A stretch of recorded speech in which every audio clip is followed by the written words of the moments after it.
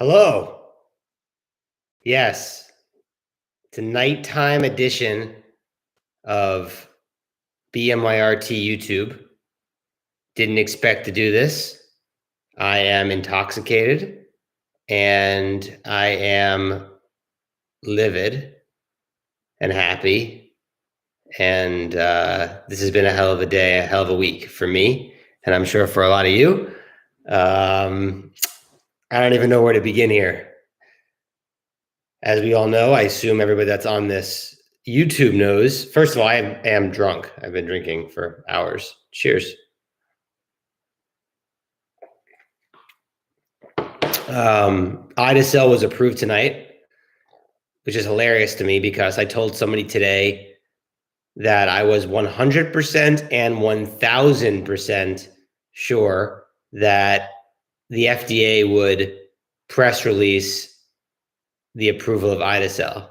This is so fucking weird. I'm looking at myself on the screen and my mouth is moving like in a delay as I speak. Anyway, I hope that this sounds okay.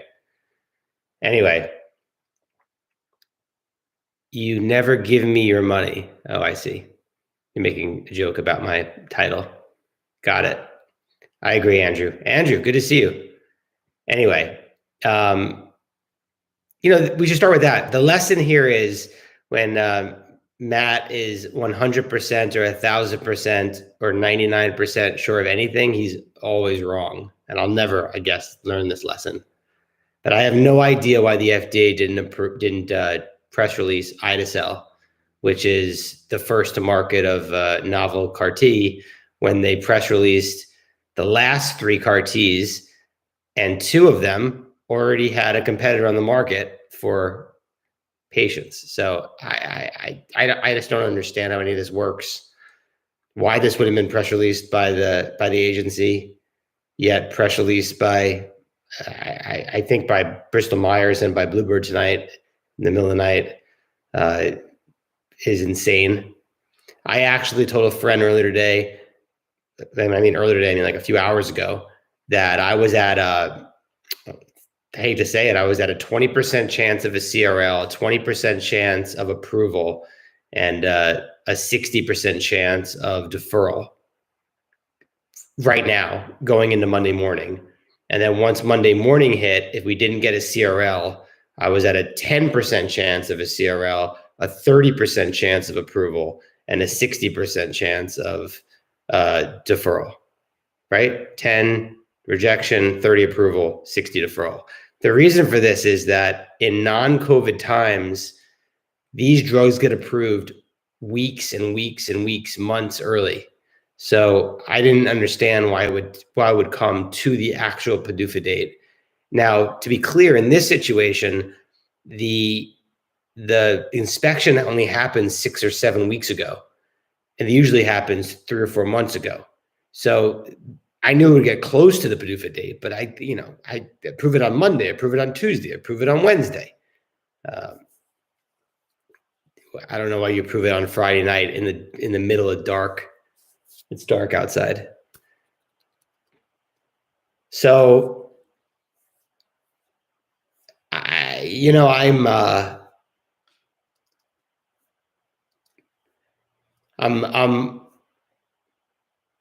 emotional about this because for a lot of reasons. All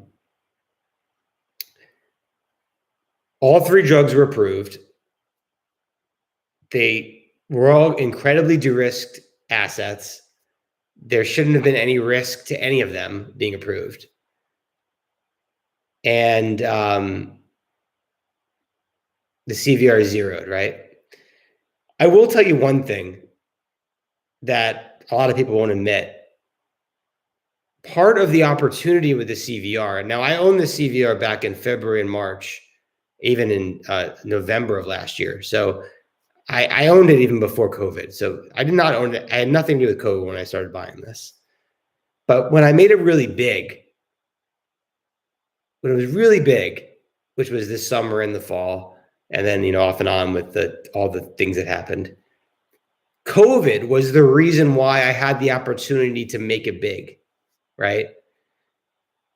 it's intellectually dishonest for me to say that if it wasn't for COVID, then the CVR would have worked. Because that's true. And I did own it before COVID ever struck. So yes, I would have owned the CVR to the $9 and we would have all been paid. And this would have been drama-free. Well, not true, I guess. We probably still would have gotten the RTF and the major amendment. Those things would have still happened. And we'll talk about that in a little bit, I guess, if you guys remind me. But if it wasn't for COVID, we would never have had the opportunity to invest in September when they couldn't inspect. And then Sheep, my friend Dan, gave us the opportunity to buy on the inspection happening in Seattle. And all of these things that happened as a result of COVID, which COVID is the worst thing that could have ever happened, of course, to our lives outside of the CVR. But my only point is that it's intellectually dishonest for me to say that if it wasn't for COVID, this CVR would have paid off, because most of my position was built during COVID. Yeah, that's the best way to say it. I knew about COVID. I knew about the inspection problems in November and in September. And throughout all of that, I made the position big and traded around it. And I thought they would never have inspected the first week of December if they weren't going to approve it by the end of the year. I thought the end of the year was an important milestone. And look, it didn't happen, right? So that aside, that's the only part I will give into, is that it wasn't unlucky, at least the big position that I had on post-COVID. I went into that eyes wide open. But man, oh man, I mean, Bristol-Myers and Celgene, I don't even know how you guys, what to be a fly on the wall in your merger negotiations. You tied 3 drugs to a $7 billion payout. All of them had reasons to be concerned about whether they're going to be approved or not. Ozanimod had an RTF and wasn't accepted yet for its second, NDA for its second turnaround. And Idacel and Lysocell hadn't had their clinical data read out yet. So you didn't know whether or not these drugs were going to be approvable. And you didn't know if Ozanimod was going to be accepted and then approved on the first second go around. Fast forward to today, and you have 3 drugs, all were approved. All 3 of them are going to be commercial. They're not going to be worth $7 million net present value to today.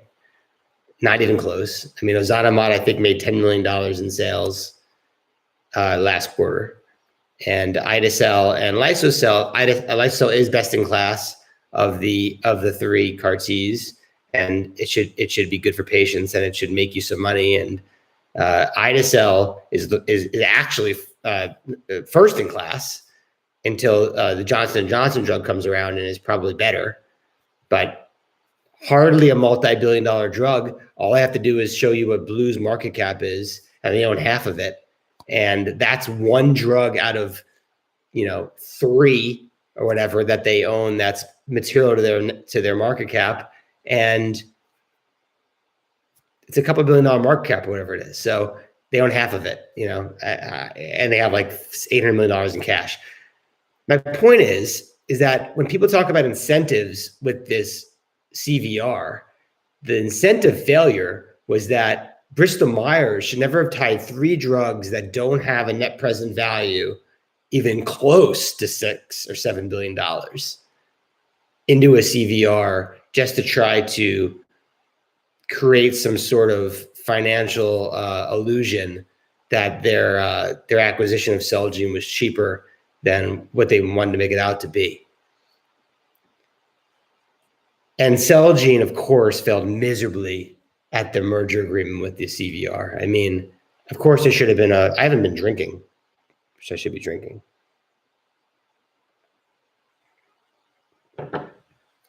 Celgene failed miserably with their contract, putting extraordinarily tight timelines. It should have been based around the idea of it being approved on the first filing. Nothing to do with this very, very tight timeline. I mean, if you would have done it a year later for all 3 drugs, it still would have been under the guidelines, under the idea of it being on the first filing, right? I mean, I've been investing in CVRs for a long time, and sometimes you go out 6, 7, 8 years. There was no reason for this extremely tight time frame with this huge payout. I mean, there's no such thing as a $7 billion CVR for approval. Sometimes there's sales milestones and stuff, which was the last one, the Sanofi one that went to litigation, which we'll talk about at some point tonight. This might go on long. You guys might be here for a long time right now. I'm going nowhere. But the idea behind $6 or $7 billion being paid out for 3 out of 3 drugs being approved in a very tight time frame without any kind of ramification for Bristol-Myers mistakes or, of course, COVID, which is literally it's literally a 1 in 100-year storm when it comes to the FDA. The FDA has not ceased inspections, I believe, in the history of the FDA. There's never been a situation where the FDA says we cannot inspect facilities because it will harm our inspectors. So that would be a 1 in 100-year flood. But again, there is no clause in the agreement for a force majeure. That doesn't mean that they're not liable for this CVR, of course, or anything to do with COVID, which I've talked in the past, but I'll bring it up again in a little bit. But yeah, it's very bittersweet to me, this whole thing. I never thought I would ever go on a YouTube video my whole life. The only reason why I ever started doing these, just to remind people that maybe are new to this or never watched me before on here, was that I went on a podcast with Andrew Walker and Daniel, which is Sheep on Twitter. And we talked about the CVR back in September. And then right after the podcast, something happened like a day later, or 2 days later, or a week later with the CVR, which of course this CVR shit happens or happened every few days. And I felt the obligation, this weird word, but I felt the obligation to update the people that I spoke to about this earlier in this podcast, with Andrew Walker and Daniel, and I didn't know how to do it, so I signed up for YouTube and I posted a 7-minute video or something. And that's the only reason why I'm even doing these. That's how it started. So I have no idea what the hell I was getting at with this, but my only point is that the thesis behind this and everything about this was solid and sound. And it's infuriating and intoxicating that I'm intoxicated. Cheers. That this is the outcome. That this is a very, very good outcome for CVR holders. So let me explain to you why. And I've said this many times in these videos. So the intent, everyone that likes to be a hater about the CVR likes to talk about contracts and contracts is contract, and you miss it, and whatever. And it's adorable, quite frankly, that they think that CVR holders are sour grapes. Is that a phrase? Sour grapes? They're eating sour grapes? They are sour grapes? I don't know. But it's adorable to me that they're offended by CVR holders upset that they're going to get 0 instead of 9 for 3 out of 3 drugs approved, and one's approved 35 days late when the contract was signed like 3 years earlier. So, we're not talking about some percentage-wise, we're talking about the middle drug was missed by 1% or whatever.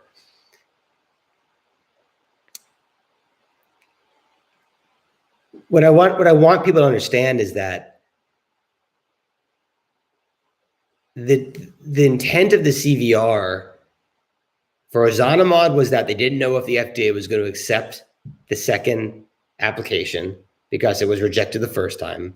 And then for ide-cel and liso-cel, they had no idea what the clinical data was going to be because they hadn't read out yet, right? They were early stage trials. They were phase 1, phase 2, and they weren't even randomly controlled.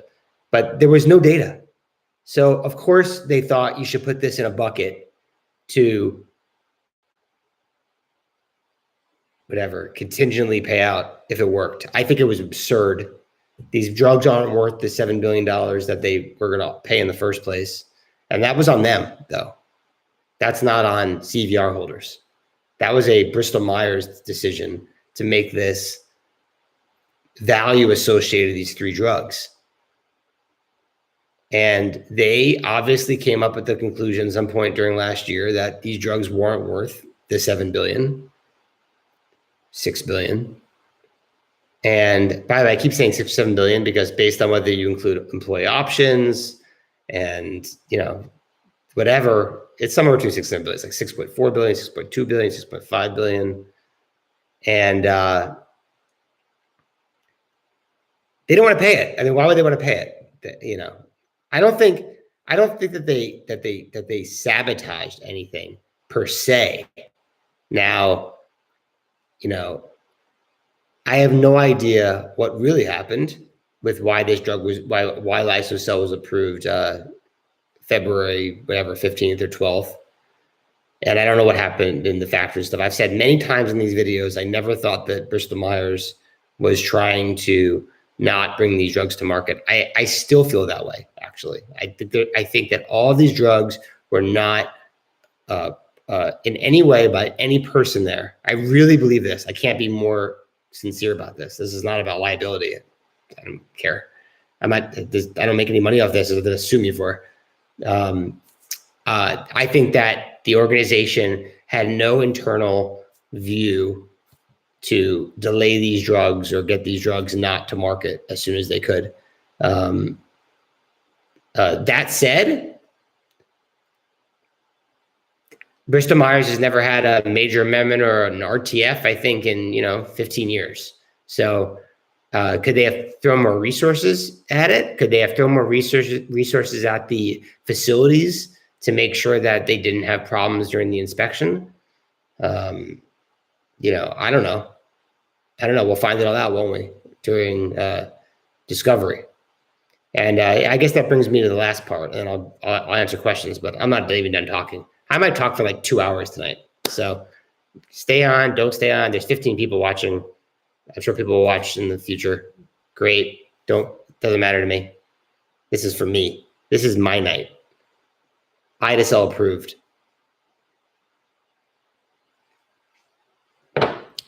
What does this mean for the litigation? And I'll talk to you about the litigation and the loss, the funding and stuff in a minute. I mean, it's nothing but good for the litigation. I wanted ide-cel to be approved on time. You have to want that. So what it comes down to is Bristol-Myers will have to make a decision. Okay. I guess let me back up a second. The litigation is funded, right? You should assume it's closed. So $50 million is in an escrow, not all 50 million. The hedge funds and any institution doesn't have to fund it immediately, but they've agreed to fund it. And it's backstopped by the institutions. And the money's there. There's $50 million there. And Bristol-Myers knows it, and that will last for years and years. So Sanofi cost like 14 million or 15 million or something. And that took 4 years. This is 50 million. Bristol-Myers has a very simple question to ask themselves, and they're not going to ask themselves this anytime soon. Maybe they will. I don't know. They can go to trial, and I believe it's a judge. I don't know why there would be a jury that would see this, but a judge is going to decide whether or not, based on the twofold prong of COVID and major amendment, whether or not out of 3 drugs that all the purpose of this CVR, in this merger agreement, was to delay a payment based on whether these drugs were clinically efficacious and were approvable on their first cycle, whether or not the intent was made in this CVR. And that, there's so many angles here. So I've talked about this many times on these videos, but New York law and case law hasn't fully played out yet with COVID. So without a force majeure, if a court ruled or a judge ruled that it was impossible to complete the contract, that the FDA decided to stop inspecting facilities, which has never happened in 100 years, probably since the FDA has ever existed, then how can the contract be completed? I mean, that would be enough, in my opinion, of course, to rule in favor of the CVR holders.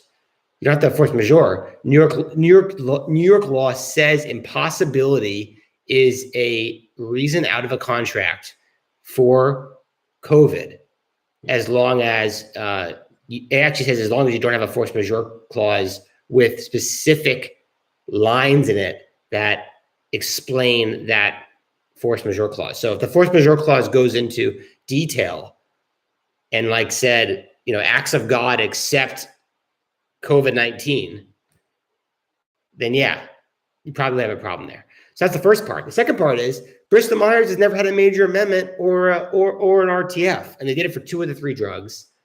And if it wasn't for the major amendment, then it's likely the FDA would have inspected earlier on. And that's Celgene's fault for not negotiating that, but Bristol-Myers takes on all of the liability for the Celgene board under the CVR. But all of this is irrelevant. What I'm telling you right now is irrelevant. Bristol-Myers owes us $9 a share, period. They know this, you know this, and I know this. They just do, okay? And it's a rounding error for them. It's a $180 billion, $160 billion company, and it's a lot of money, but it's still a rounding error. So that's the good news. The other good news is that if Bristol-Myers, and they know this, doesn't want this to be hanging over their shoulder for the next 2, 3, 4, 5 years, they will settle. And the only question is, the largest funds that own this are as pissed as I am. I know they are. So, they're not looking for 50 cents or a dollar. I've told you this before, but this traded, the last time this traded before Idacel was approved was like at 90 cents. That was the last trade, like 90 cents or a dollar. A lot of people ask me, where does it trade? It trades through brokers in the gray market. So you can't trade it. I can't trade it. But if you have a big block, if you have 1 million plus shares, you could call Cowen and they'll trade it for you. It's tradable, even though it's not in your brokerage account. You have to have 1 million shares. And my buddy just texted. Hold on 1 second.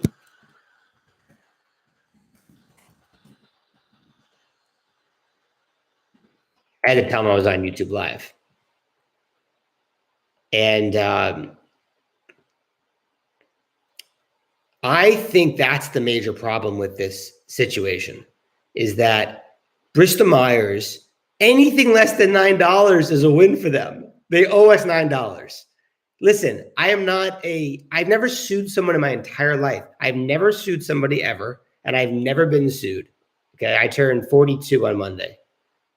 I just gave away my birthday, I think, on national YouTube. I think that I could have identity theft now. But anyway, my point is that no picture. You can't see me, Regina? Can anybody else see me? The light's on, and I think it's working.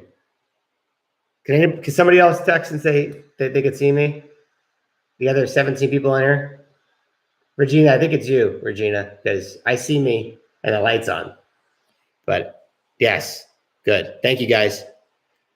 Sorry, Regina. Restart your computer. Alt, Shift, Control. Cheers. Oh, you can't even see me. Thanks, guys.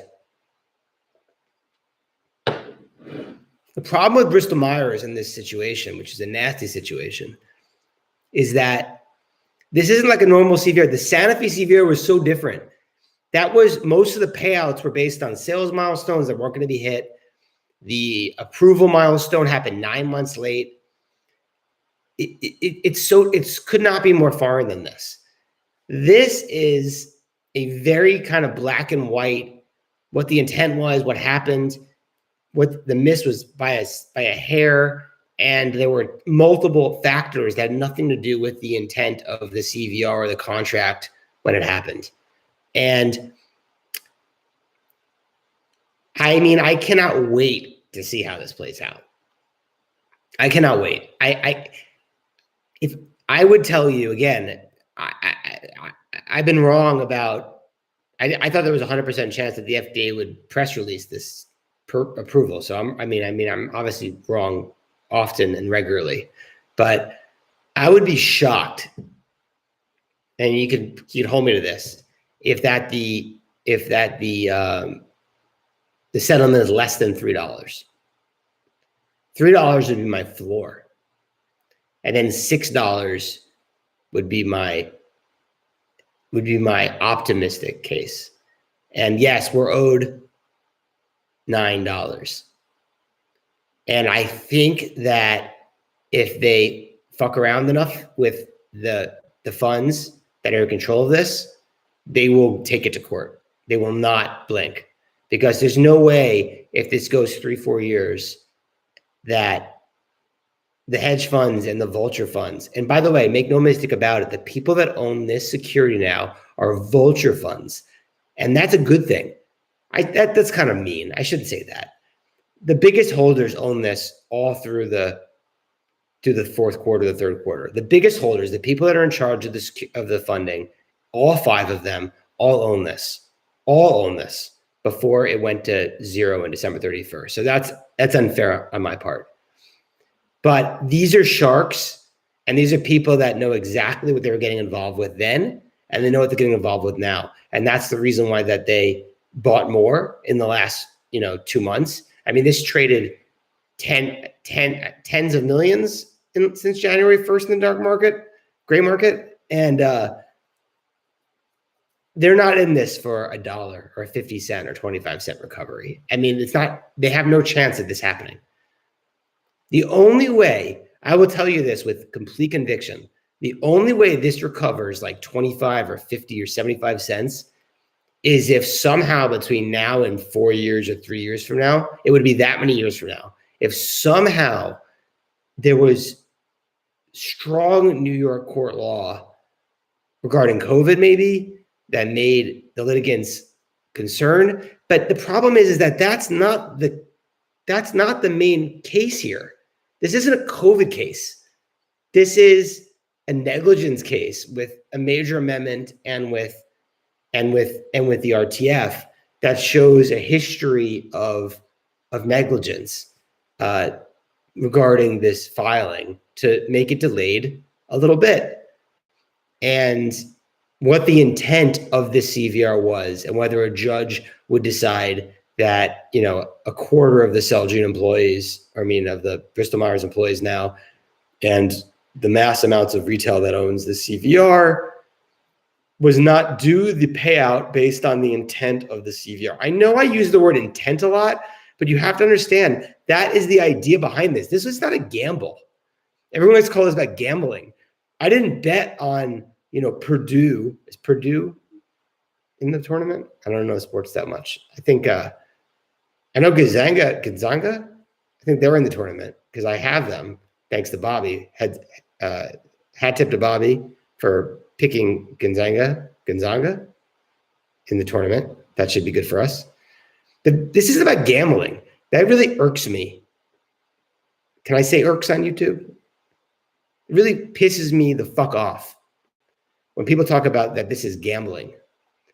Everything that anyone does with event-driven investing whether it's for a phase 3 readout or an approval or a merger or whatever it is. We're not gambling. We're putting capital up into a company, and we are making a well, in my case, an unsophisticated bet, but many people are making sophisticated bets based on what the risk reward is of this outcome. Gambling, and I know this because I grew up in Las Vegas, and my family was in the very long retired, but in the casino business. Gambling means I have a negative expected value for the most part, is how I view the word gambling. I don't gamble for a living. So I believe I have a positive expected value every time I'm doing something. And I definitely don't think it's binary. Now, yes, a phase 3 readout or an approval, that's rather binary. And I stopped doing those actually until this stupid fucking CVR came around. I stopped doing these, even when you have a big edge, an 80-20 or a 70-30 or whatever. I don't like them anymore. But I did it with this CVR, and yeah, this is where it got me to, right?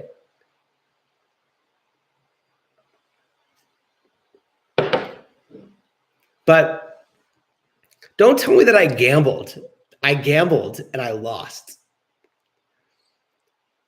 When I bought the CVR in March or, and in February before COVID hit, I was just placing a belief in these 3 drugs, and the CVR was a vehicle that helped Bristol-Myers acquire Celgene.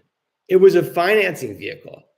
They couldn't have got the deal done if they didn't offer this financing vehicle. So I helped finance the transaction by being involved in the CVR. Yes, I bought it after the fact, but it's like someone that buys a hot IPO and then sells it the next day. The person that buys it the next day is part of the capital markets that make that IPO worth what it's worth. I don't feel bad about Bristol-Myers and shareholders upset that we want to get paid for this. I don't really feel bad about anything about this, except that this is painful. This was a painful year with this stupid CVR. I lost mark to market. I lost, I don't even know how to calculate this. I think if you look at my account value on January 1st, so if you count the CVR worth zero on January 1st, I lost 80. No, that's not right. I lost 40% of my account. So my account would be 90% higher or whatever if I did not ever invest $1 in the CVR. So to give you an example, let's say my account was worth $50 on January 1st. I lost $40 on the CVR in 2020. That doesn't mean I lost that on the last day or last week. I resized the position over the course of the year, and I think I lost on the last week, whatever it was, 30% of my portfolio. 30, I think 30% that week. My only point is painful. Oh, my computer's going to die. Let me get a plug. I'll be right back. I am going nowhere. You guys stay right there.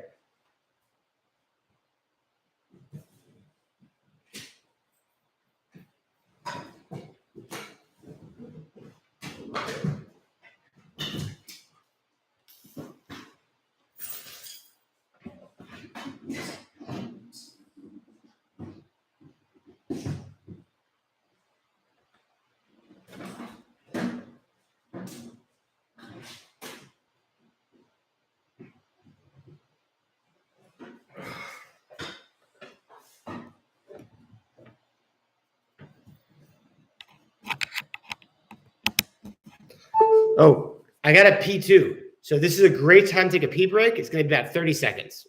30 seconds or so.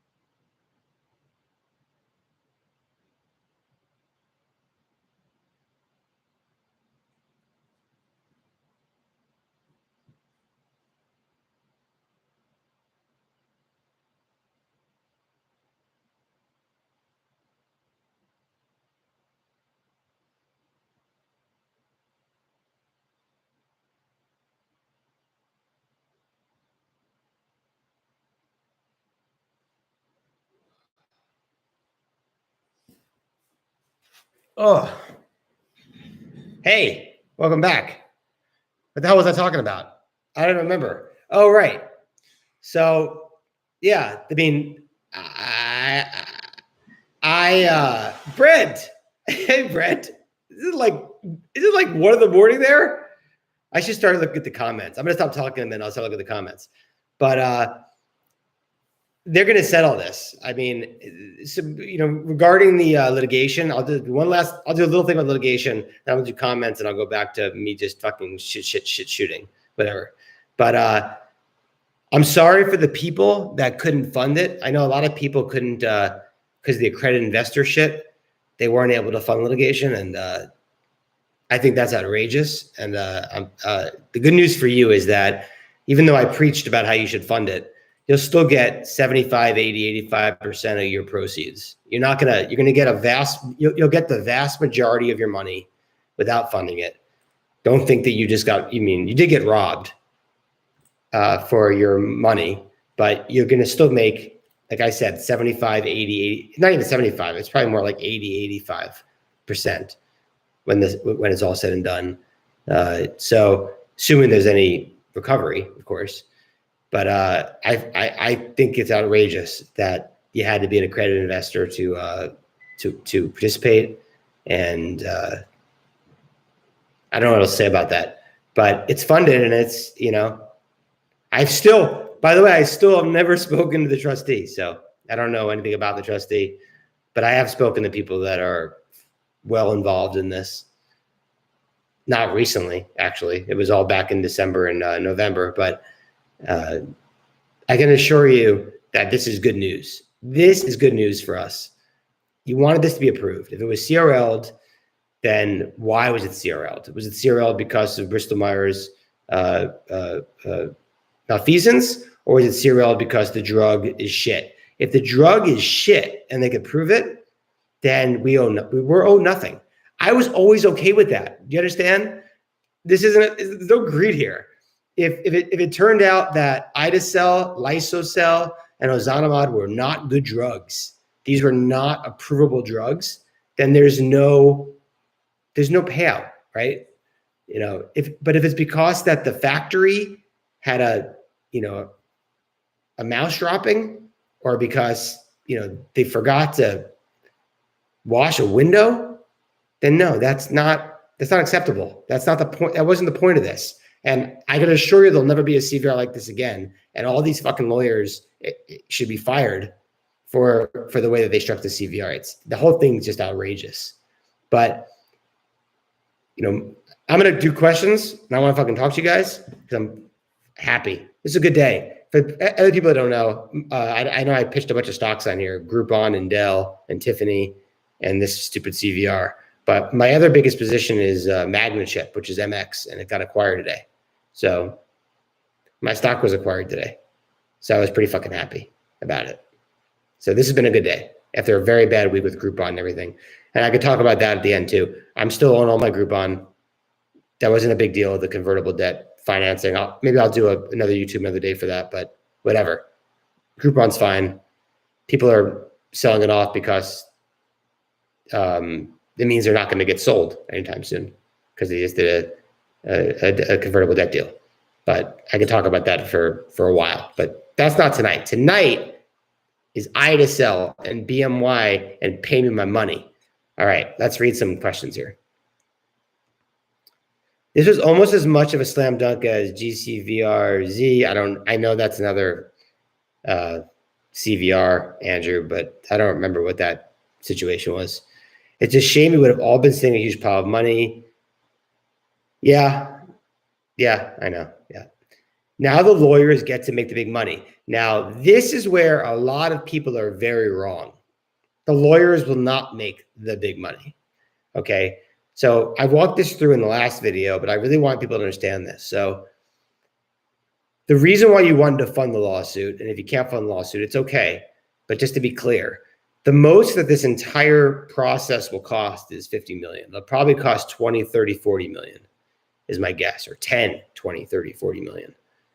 And if you funded it, if you paid your pro rata, if you were allowed to, again, a lot of you weren't, and that's outrageous. that's how that went down. It amounted to 7 cents a CVR, which might be 2, 3, 4 cents a CVR, the actual amount of money that it will cost. If this settles for $5, $4, $3, the lawyer fees will actually be, I keep burping. I'm like, again, it's late and I'm drinking. I notice I burp a lot during these YouTube videos, even when I'm not drinking. But anyway, the actual lawyer fees will be 3, 4, 5 cents per CVR. I'll repeat it. The actual lawyer fees will be 3, 4, or 5 cents per CVR. So if the CVR settles for $1, $2, $3, $4, $5, $6, the lawyers will make 2, 3, 4, 5 cents. Yes, it's tens of millions of dollars, but this is not a normal shareholder lawsuit. And the largest holders were smart enough to know that they wanted to have a funding agreement, and they wanted to fund it, themselves, as opposed to having a contingent lawyer. So anyone that's read the funding agreement can see what the terms are, but we know it's $50 million, and that was public. And you can do the math of what 50 million divided by whatever the number of shares outstanding is. And so the lawyers are not going to make a huge pile of money. I mean, they are, but they're not. This is not some lawyer grab. It's unfortunate that this is the way it's going to go, of course. But yeah, we should still be okay. Maybe Al's was desperate. Who really knows? I don't know what Al's is. Al's? Is that a person? Don't know what that is. COVID, Schmovid, they were never going to pay. So, I just disagree. In fact, I think more than ever that I was right with my thesis that Bristol-Myers had no intent to sabotage the CVR. I mean, I'm just certain of it. And the whole concept behind them going out of their way to create the CVR to sabotage it is just preposterous. It would be criminal, not just from a financial standpoint, but from a moral standpoint, where people need this drug, or Idacel and Lysocell, to live. So, I'm not just saying this. I swear to God, I'm not just saying this because I'm on YouTube. I've never thought this was the case, and there's no evidence of it. It's absurd. It's absurd.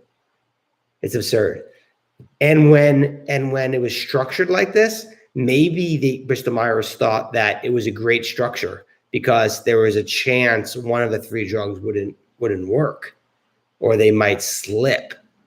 So they thought, this is a good structure. We have an out if this doesn't work out. An out if this doesn't work out. Did I fucking say that?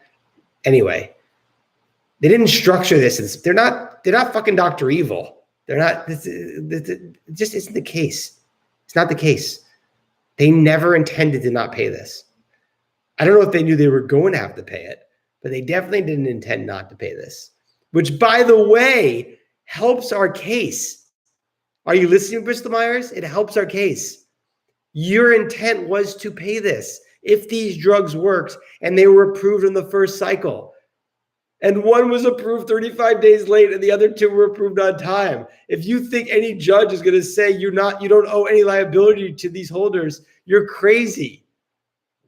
I direct you to my video 2 videos ago about the home building situation, where you build 3 fucking homes, and I'm going to give you $10 million if you build all 3 homes on time. And I build 1 home 25 days late. And the reason why I do it is because I can't get the fucking wood for the fucking home because it was shut down from China because the boats weren't moving. And also I forgot to submit the plans to the city, and the city said you have to take 3 months to fucking build your home because you fucked up the plans. But no, it said the $10 million you're going to pay me for the homes, the 3 homes, even though I built 2 of them on time and 1 was 35 days late, you're going to pay me nothing. Don't worry about it. You fucked up the plans. Don't worry about it, Bristol-Myers. Yeah. Go watch that video. Building up the home, the video, look that way on my YouTube page. I do a whole analogy about homes. I'm very proud about it. Any rumors of where UMB lawyers stand? I think I just said it. I haven't spoken to anybody, but they're funded. I mean, it was backstopped. It's over. Other than that, no idea. This is going to be a very, very slow process. So when I say slow process, I mean like picture a turtle and, cut off its legs and imagine how a turtle would move with no legs in the shell where it kind of like has to fart or something to hop. And that seems slow and also really cruel. I don't know why you would cut off a turtle's legs. I don't even know why I said that. I don't even know if turtles fart. But my point is that nothing's happening anytime soon. If Bristol-Myers is smart, they would settle this in the next 6 months for like $4 or $5, and they would be done with this because it's never going to get better for them. It just isn't. And I swear they know this. This isn't me pitching to them, but they're just watching this. It's stupid. They're going to lose this. And if this goes to trial, they'll lose $9 and they'll lose interest.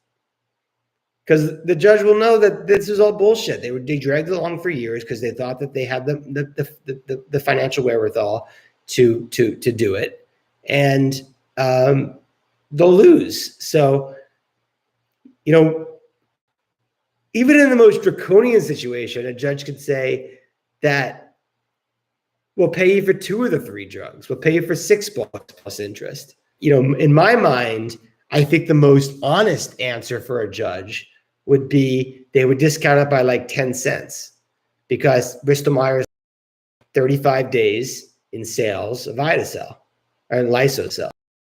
How the fuck did they name these drugs so close to each other?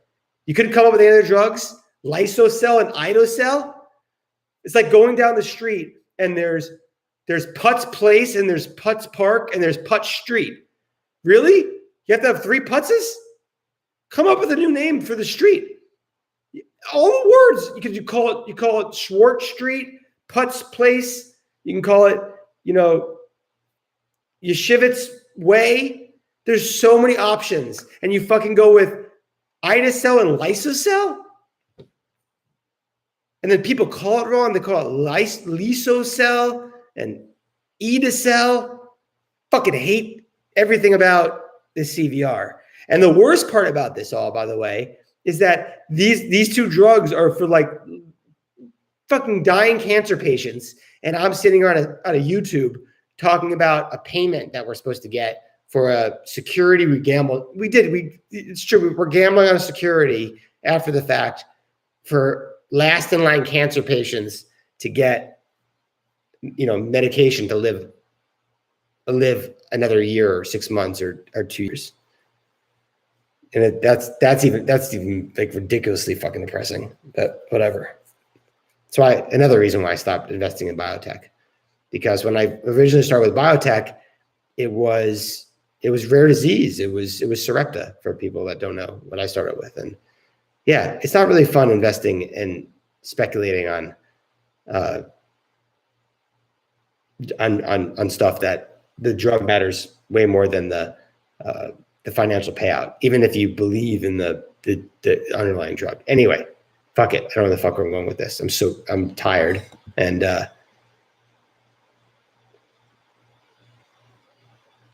thank you for all you have done with the updates. My friend holds a lot of shares. You know him. Sweet. Your friend, thank you. And don't call me.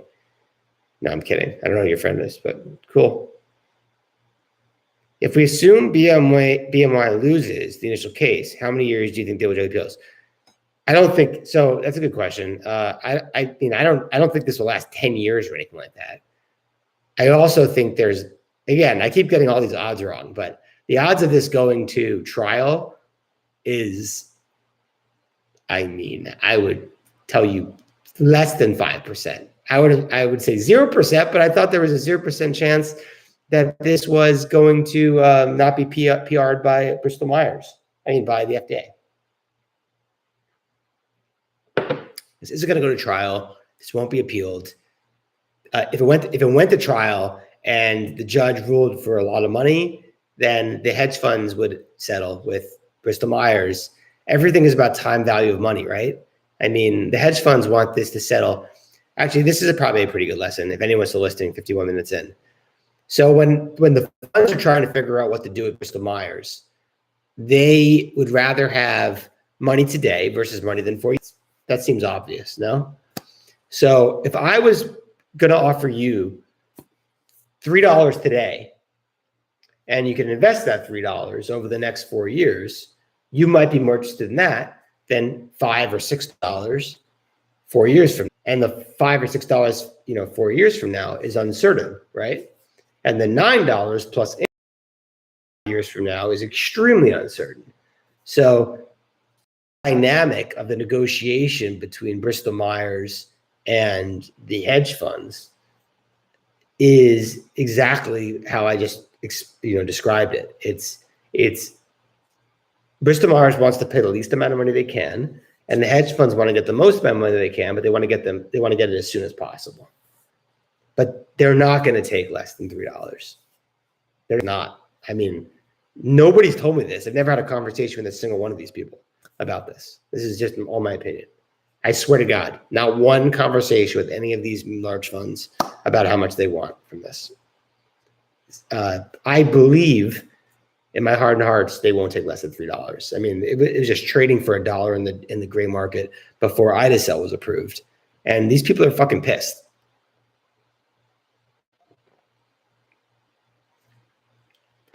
So yeah, you could get in the worst case scenario for CVR holders, besides us getting zero, is that we go years from now, we go 3-4 years, and through discovery and through case law, the CVR holders think that our case isn't great, and they want to salvage any recovery they can, and they take less than $3. I just can't come up with any way that ever happens. I really can't. I can't come up with any consortium of the group, knowing what I know about this and what I'm sure their head is in on this, because these people, 5 of them own this. The 5 largest funds all own this throughout the second half of last year. They aren't going anywhere. So this is going to be kind of a war, and we're funded. We're fully funded, and it's going to be fun. How the updates go? There won't be many updates. You're not going to hear many updates. So the way it worked with the last CVR, this is actually good. I probably should have done this at the beginning of this 54-minute YouTube. But the way the updates work is that with the last CVR, the Sanofi one, that was publicly traded. That was still traded. This is traded in the gray market, but the trustee did not share any material non-public information with anyone that didn't sign a waiver. That makes sense, of course. It was publicly traded. Here, this doesn't trade. And of course, everyone on here right now, I'm guessing most of us, pretty much every one of us, can't trade this. Definitely can't trade our own shares. So we should be privy to all information, right? But we're not going to be. And I definitely can't talk about it on YouTube if I ever am, because it's considered, material non-public information, because the shares do trade in the gray market. So the only thing we'll ever learn between now and the next, 5 years is if a settlement is, if Bristol-Myers offers a settlement and there's negotiations, or if we learn anything through discovery. But you should expect to know nothing. I mean, truly nothing. Literally nothing. You'll just wake up one day, I assume, to this is what the recovery is going to be. Because again, as I said in previous YouTubes, you can't opt out of this. The trustee is going to bring the settlement to a judge, and the judge is going to bind it for all CVR holders, and everybody's going to get it. And that's it. You don't have any way to get out of it. So you're just going to find out what your recovery is. And I'll probably keep doing YouTube videos and shit, but I mean, I won't learn anything from this process. And if I do learn anything, which I won't, I wouldn't be able to share it, I guess, because it's traded in the gray market, like I said. So there won't be any Bmyrt updates except me just being pissed off and drunk, and talking to you guys about it.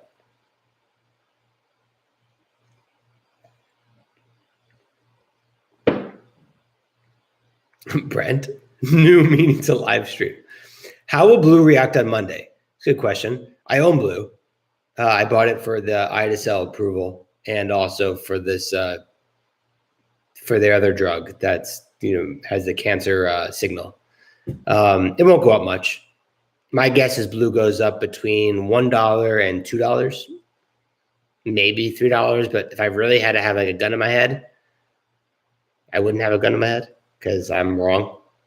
I thought the FDA would press release this fucking thing, but somewhere between 50 cents and $3. Blue will go up on Monday because this drug is great for them, but not going to be a huge earnings contributor or a major influencer on their share price over the next few years. Johnson & Johnson has a competitive drug that's coming by the end of the year, maybe. And if it does, it could take over all the market share of IDSL. And Blue's got all sorts of problems. But it should go up. So I'm happy because I bought it. So whatever. Congrats. I saw the MX acquisition. Thank you. Al's was Celge CEO. I don't think that Celge management, it's so funny. I'm not sure. Yeah, they should be blamed, of course. But can you come up with a more ironic shit that the current CFO of Bristol-Myers was the Celgene CFO?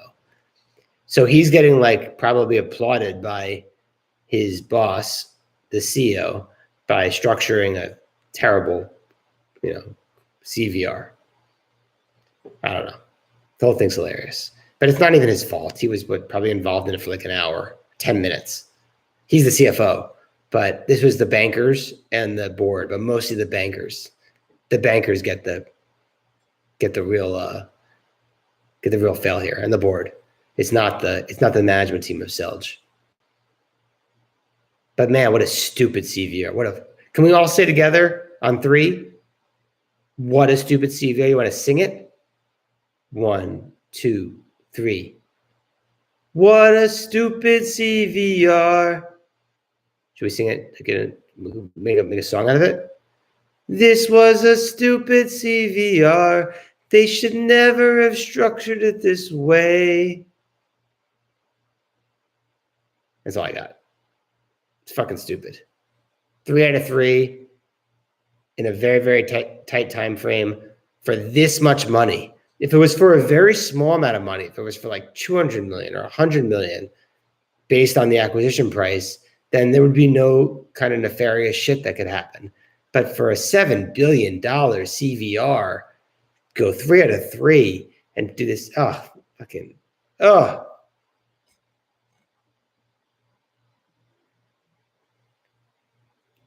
Drinking Matt is fun. More Matt LL. Oh, you guys are liking this. There's still, I haven't lost anybody. I don't know if I've got anybody new. I see you guys are all still here. That's good. It's fucking late for a lot of you. I want all of you to get up right now and go to the window, open it, and stick your head out and yell, "I'm as mad as hell. I'm not going to take it anymore."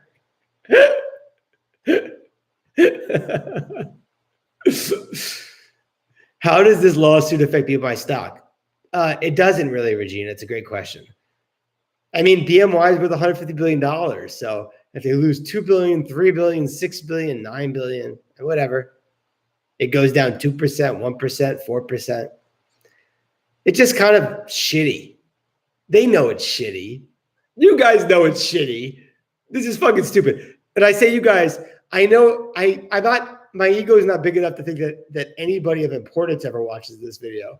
But I would think at least one person at some point during a discovery with $50 million of lawyer fees will watch this. And Bristol-Myers probably has $100 million lawyer fees. And you guys fucking know this is shitty. This is a fucking shitty bullshit litigation and just fucking settle because this is dumb. This is fucking stupid. Do you hear me? Stupid. Just stop. Just stop it. Just fucking offer $3 to $6 tomorrow and end it. End it. Because if you don't offer $3 tomorrow, they won't take $3 3 years from now. They won't take it because it's worth more than that. You fucked up. Celgene fucked up with the fucking merger agreement, and you probably fucked up with what New York law is with COVID and the impossibility clause with the inspections. And you're going to risk it for $9 plus interest? Cheers.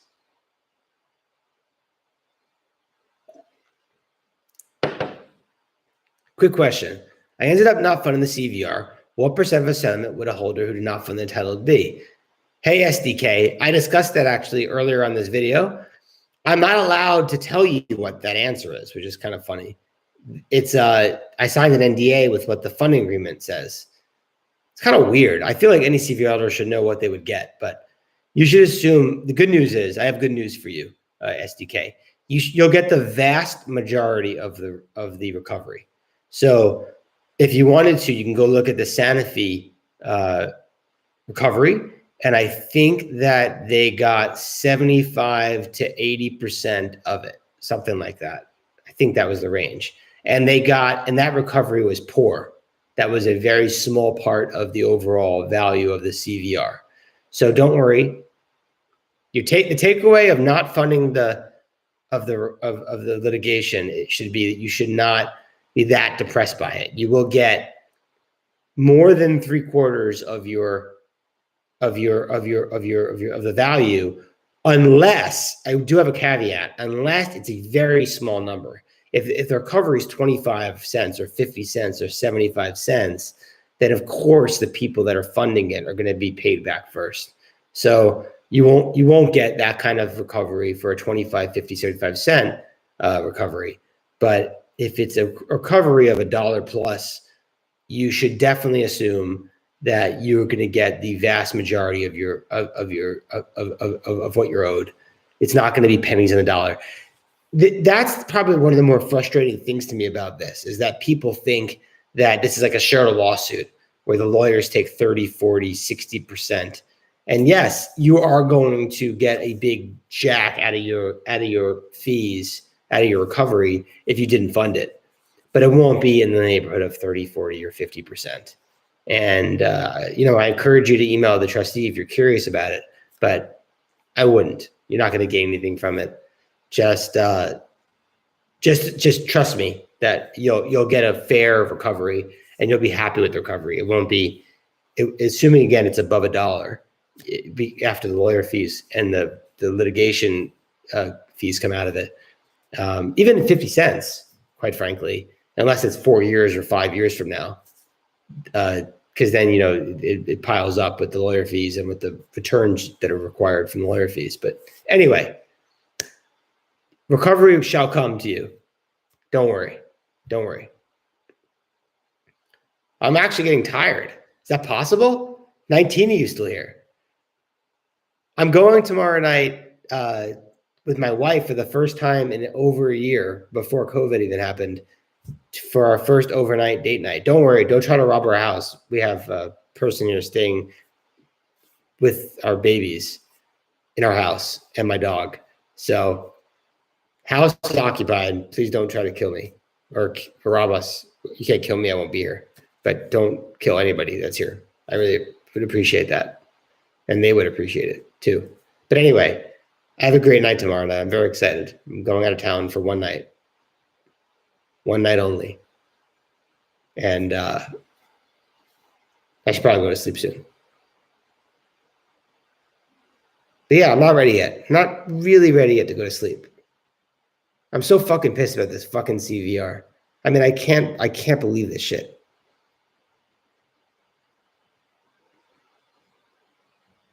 I had a conversation with somebody back in March, April, before COVID. I guess it was more like February, before COVID hit. And Idacel and Lysocell, they were the two least risky of the three I was trying to be like sophisticated with my language, but those are the ones I was least worried about. And if you look at CAR T history and oncology history, mostly oncology history, but CAR T too, they always approve this shit weeks or months before the PDUFA date. Weeks or months. Every time. Oncology for unmet need was 3-4 months early. The CAR Ts were approved 6 weeks early. Both of them. The previous ones from a couple years ago. And here we are with Lysocell, which again, yes, there's 2 on market already, but Lysocell is better than the other 2. It is. It just is. Go look at the fucking data. It is. It might take a few more days to turn it around, but it's a safer profile with the same efficacy of the other drugs. And they inspect one facility, they don't inspect the other, and then it gets approved 35 days late. If you run this simulation, when I was growing up, we had SimCity. Anyone that's my age, I turned 42 next week. SimCity, you run the simulation, you see what happens with the town when you put the fucking dinosaur in and the fires and the bullshit. And when I was a kid, I would run the simulation overnight. You couldn't do it in fast forward. So you couldn't decide, I want to see what happens over the next 100 years, in a minute. They actually made you wait for it, which is kind of interesting. I don't know what video games are like today, but even then they made us delay our gratification. So I'd have the computer up and I would run this. I'd keep the city up running in fast forward. And then I'd wake up in the morning, I'd see what happened in my city. Did it build a lot? Did it procreate? Whatever the Sims were supposed to do. If you ran this simulation, 10,000 times, there's no fucking way this is what the outcome would be. That doesn't mean we're owed money, by the way. I'm not saying we're owed money because of that. I just can't believe that Ida-cel gets approved 35 days late after a major amendment and after one facility being inspected. An employee of the FDA flew in from Maryland to inspect the Washington facility, and they couldn't get someone to go down to Houston to inspect that facility. Was it freaking Dallas? Dallas. Sorry, not Houston, Dallas. And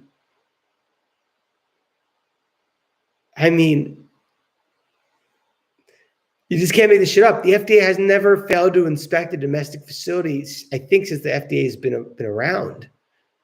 And this is a breakthrough designation priority drug. And then to end up approving it 35 days later. And then you go to Ida-cel. The Ida-cel thing is equally as crazy to me. This was a first to market CAR T for multiple myeloma patients. And from what I understand, this is pretty breakthrough. It's not as good as Johnson & Johnson drug, apparently, if that's going to be approved. But this is something that's last in line for people that need this. And for it to go to the final day of approval before being approved is mind fucking to me. Every oncology drug gets approved before the PDUFA date. They just all do. Go look at the history of oncology drugs, of breakthrough designation oncology drugs and priority drugs.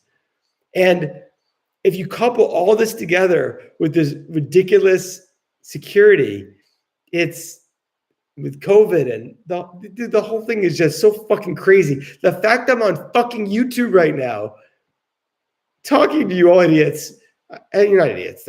I didn't mean that. I meant that in the most flattering way, of course, because I consider everyone's watched this appear to me.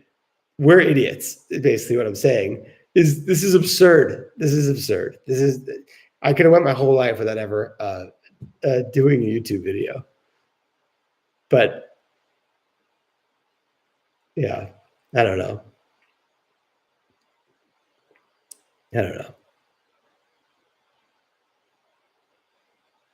I'm happy it was approved. For the obligatory, of course, because I think the drug seems to be good and it should be approved. But I'm happy it's approved because it shows that we didn't approach this stuff from the wrong perspective. And,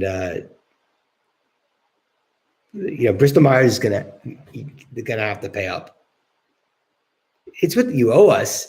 The opposite of us being us being gamblers. This is not. I didn't bet the over in the NCAA game, and instead of, honestly, this is what the art of Bristol-Myers is going to have. We thought that the Georgetown team could not score more than 92 points, and when we acquired Indianapolis, we said we will only acquire you if Georgetown only scored 92 points when they played Indianapolis. Because this is very important to our thesis with Indianapolis being a great team. And then when the Georgetown team scored 91 points, because the Indianapolis team had one of their players out due to a fucking pandemic, and the other one was out because they broke their leg, we don't have to pay you any money anymore, even though they broke their leg because we, forgot to submit the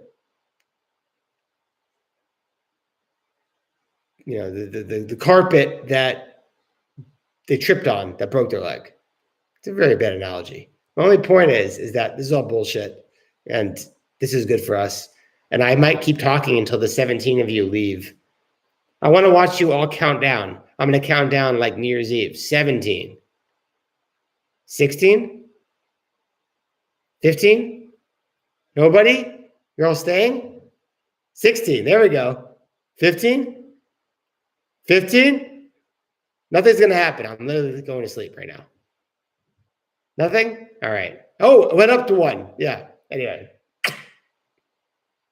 Bon voyage. Good night. Good day. Good night, everybody.